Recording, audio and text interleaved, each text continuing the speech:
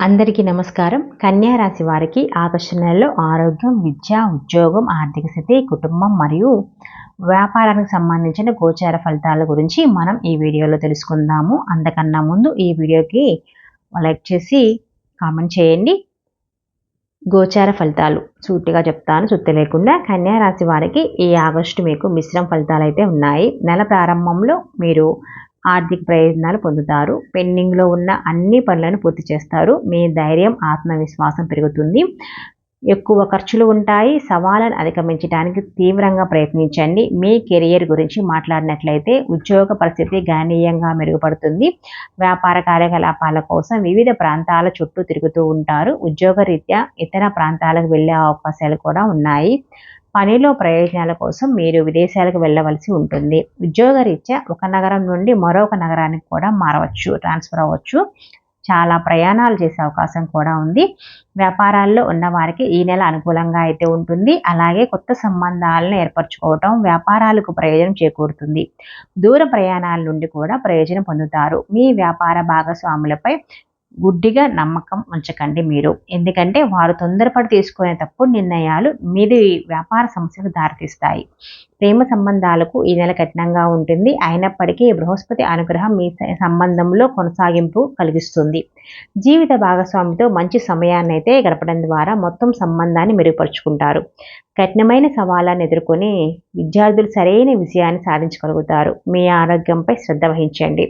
ఈ నెల మొత్తం శని 6వ ఇంట్లో ఉంటాడు. ఇది మీ ఆరోగ్యం గురించి జాగ్రత్తగా ఉండాలని చెప్తుంది. కుటుంబ జీవితం గురించి తెలుసుకుంటే ఈ నెల బాగానే ఉంటుంది. మాసం ప్రారంభంలో శుక్రుడు, బుధుడు 12వ ఇంట్లో ఉంటారు. తిరోగమన శని 6వ ఇంట్లో ఉంటాడు. కుజుడు 9వ ఇంట్లో ఉంటూ 12వ ఇంటిని చూస్తాడు. ఇది కుటుంబంలో ఒక ఫంక్షన్ కారణంగా మీ ఇంటిలో వ్యయాన్ని అయితే పెంచుతుంది. అయితే ఇది ఇంట్లో ఆనందాన్ని కూడా కలిగిస్తుంది. మీ ఇంట్లో బంధువుల రాకపోకల కారణంగా ఇంట్లో నిరంతర సందడి అయితే ఉంటుంది. బృహస్పతి దృష్టి ఈ నెల మొత్తం మొదటి ఇంటిపై ఉంటుంది. ఇది మతపరమైన కార్యకలాపాలకు సమర్థవంతంగా నిర్వహించటం, మంచి నిర్ణయాలకి దారితీస్తుంది. ఈ నెల 2వ భాగం ఆగస్టు 25 నుండి శుక్రుడు మొదటి ఇంట్లోకి ప్రవేశిస్తాడు. ఇది కుటుంబ సభ్యుల నుండి ఆనందం, మద్దతుని కలిగిస్తుంది. ఇది ఇంట్లో ఆనందానికి కారణమవుతుంది. 4వ ఇంటికి అధిపతి అయిన బృహస్పతి ఈ నెల మొత్తం 9వ ఇంట్లో ఉంటాడు. అలాగే కుజుడు అక్కడ నుండి 4వ ఇంటిని చూస్తాడు. దీని వలన కుటుంబంలో సంపద మరియు సంతోషం పెరుగుతుంది. తద్వారా ఇంట్లో కుటుంబ సభ్యుల ప్రవర్తన గౌరవప్రదంగా, సమతుల్యంగా ఉంటుంది. మీ సోదరులు, సోదరీమణుల విషయంలో మీరు కొన్ని జాగ్రత్తలు అయితే తీసుకోవాలి. వారితో వివిధ సమస్యలలో కొన్ని వాదనలు కూడా దిగవచ్చు. అలాంటి పరిస్థితులను నివారించడానికి ప్రయత్నించుకోండి. తద్వారా సంబంధాలు సంతోషంగా ఉంటాయి. వృత్తి ఉద్యోగాల గురించి తెలుసుకుంటే ఈ మాసం మధ్యస్థంగా ఉంటుందండి. నెల ప్రారంభంలో 10వ ఇంటికి అధిపతి అయిన బుధుడు శుక్రుడితో పాటు 12వ ఇంట్లో ఉంటాడు. మీరు మీ పని కోసం ఒక నగరం నుండి మరొక నగరానికి మరియు విదేశాలకు కూడా ప్రయాణించవలసి ఉంటుంది. ఇది మీకు ప్రయోజనకరంగానే ఉంటుంది. మీ ఉద్యోగ స్థానం కూడా బలపడుతుంది. 6వ ఇంట్లో శని దాని స్వంత రాశిలో తిరోగమన స్థితిలో ఉంటాడు. మీరు మీ కార్యాలయంలో ఎక్కువ కష్టపడాల్సిన అవసరం ఉందని చెప్తుంది. పని ఒత్తిడిని ఎదుర్కొంటారు. ఆగస్టు 16 నుండి సూర్యుడు 12వ ఇంటికి వెళ్ళి శని యొక్క పూర్తి దృష్టి కలిగి ఉంటాడు. ఈ కాలంలో పరువు నష్టం కలిగించే విధంగా మీ సీనియర్లతో లేదా మరే ఇతర వ్యక్తులతో మాట్లాడకుండా ఉండటం చాలా మంచిది. మీకు సరైన అవగాహనను ప్రదర్శించడం ద్వారా, మిమ్మల్ని మీరు సరైన పద్ధతిలో ఉంచుకోవడం ద్వారా ఉద్యోగ నిర్వహణలో మంచి విజయాలు అయితే ఉంటాయి. ఇక వ్యాపార విషయానికి వస్తే వ్యాపారంలో ఉన్నవారికి ఈ నెల అనుకూలంగానే ఉంటుంది. అలాగే కొత్త సంబంధాలను ఏర్పరచుకోవటం వ్యాపారాలకు ప్రయోజనకరంగా కూడా ఉంటుంది. దూర ప్రయాణాల నుండి కూడా ప్రయోజనం ఉంటుంది. మీ వ్యాపార భాగస్వాములపై గుడ్డిగా నమ్మకాన్ని ఉంచకండి, ఎందుకంటే వారు తొందరపడి తీసుకునే తప్పుడు నిర్ణయాలు వివిధ వ్యాపార సమస్యలకు దారితీసే అవకాశాలు చాలా ఎక్కువ. మీ స్వంత నిర్ణయాలు తీసుకోకుండా ఉండండి. మీరు భాగస్వాములతో కలిసి కూర్చొని మాట్లాడటం ద్వారా విషయాలను పరిష్కరించుకోవటానికి ప్రయత్నిస్తే అప్పుడు పరిస్థితి ఎల్లప్పుడూ అదుపులో ఉంటుంది. మీకు 7వ ఇంటికి అధిపతి అయిన బృహస్పతి ఈ నెల మొత్తం 9వ ఇంట్లో ఉంటాడు. ఇది మీ వ్యాపారం కోసం సుదూర ప్రయాణాలకు అవకాశాలను కల్పిస్తుంది.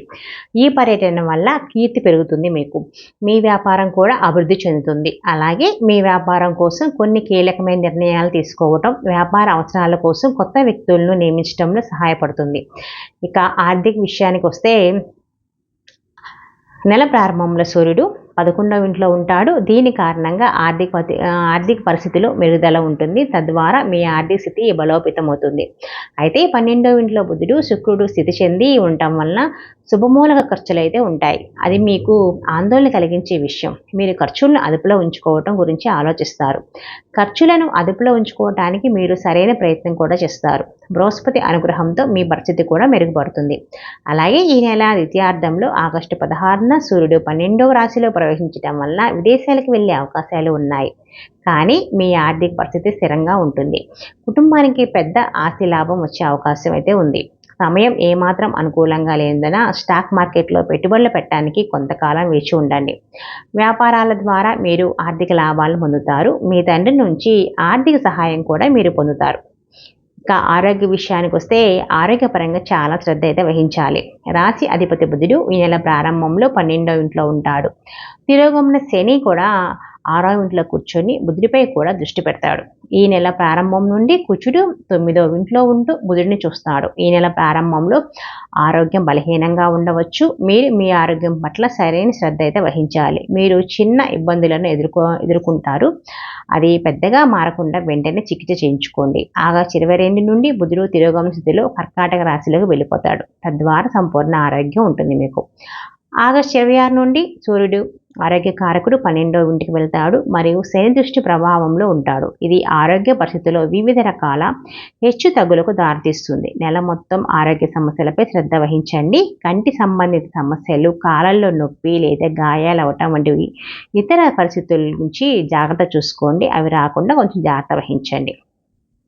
ప్రేమ, వివాహం, వ్యక్తిగత సంబంధానికి వస్తే 5వ ఇంటి అధిపతి అయిన శని 6వ ఇంట్లో తిరోగమన స్థానంలో ఉంటూ 5వ ఇంటిపై సూర్యుడు తన ప్రభావాన్ని కలిగి ఉన్నందున ఈ నెల ప్రారంభంలో కొంచెం బలహీనంగా ఉంటుంది. ఇది మీ ప్రియమైన వ్యక్తితో అహంకార సంఘర్షణకు దారితీస్తుంది. మంచి విషయం ఏంటంటే బృహస్పతి 9వ ఇంట్లో ఉంటాడు. 9వ ఇంటి యొక్క పూర్తి దృష్టి కలిగి ఉంటాడు కాబట్టి ఇది మీ ప్రేమ సంబంధాన్ని కాపాడుతూ ఉంటుంది.